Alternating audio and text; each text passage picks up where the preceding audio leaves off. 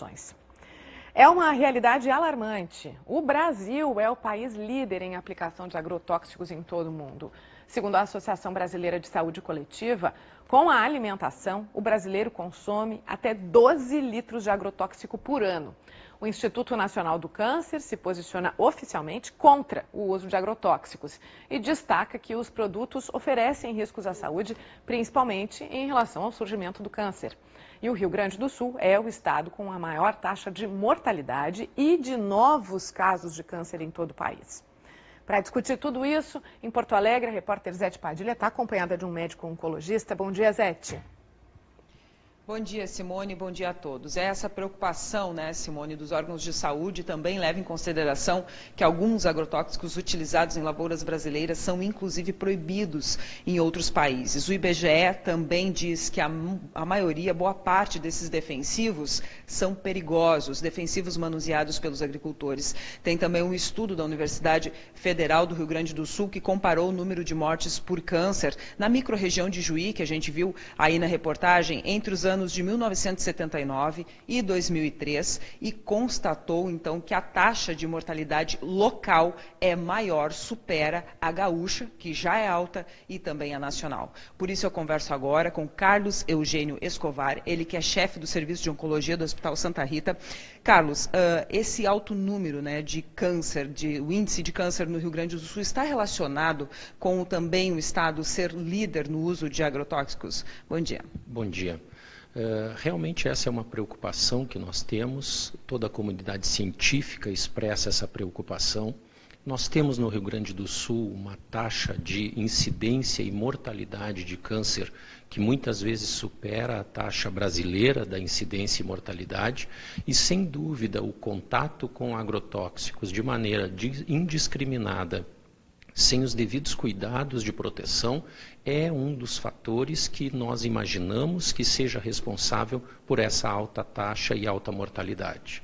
Mas esses agricultores, eles teriam uma forma de se proteger? Porque muitos às vezes dizem que não tem como produzir sem o uso do defensivo, mas e como fazer então para se proteger? Eu imagino que sem dúvida nenhuma o uso do defensivo muitas vezes seja mandatório.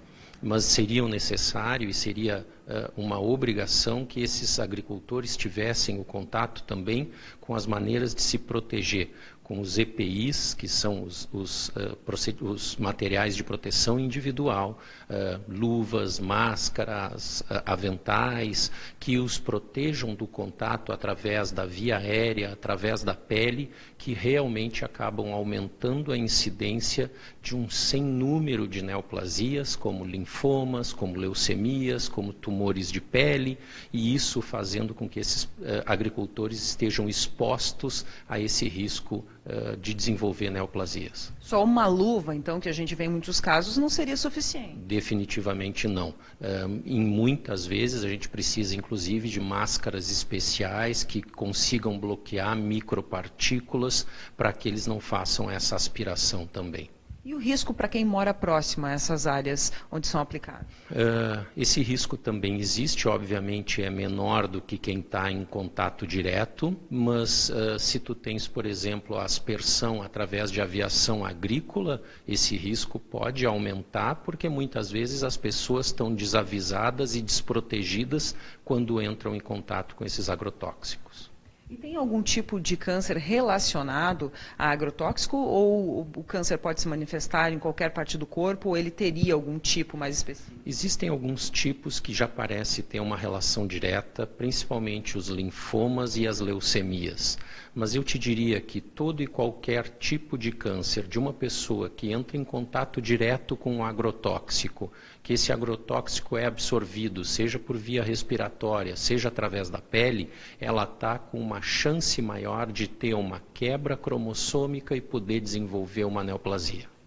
Muito cuidado, então, principalmente com a proteção. Seria esse o recado para os agricultores. Tem que sim se proteger, que às vezes acontece a propriedade pequena não ter toda essa fiscalização. Sem dúvida nenhuma. A nossa grande preocupação é com os nossos pequenos agricultores, que muitas vezes economicamente é inviável essa proteção. Nos parece que seria muito importante que isso pudesse ser viabilizado para diminuir o risco dessas pessoas. Tá certo. Obrigada pelas suas informações aqui no Bom Dia Rio Grande. Doutor Carlos, ao vivo aqui para a gente com essas informações. Nós voltamos aí contigo, Simone. Obrigada, doutor. Obrigada, Zete. Um bom dia a vocês.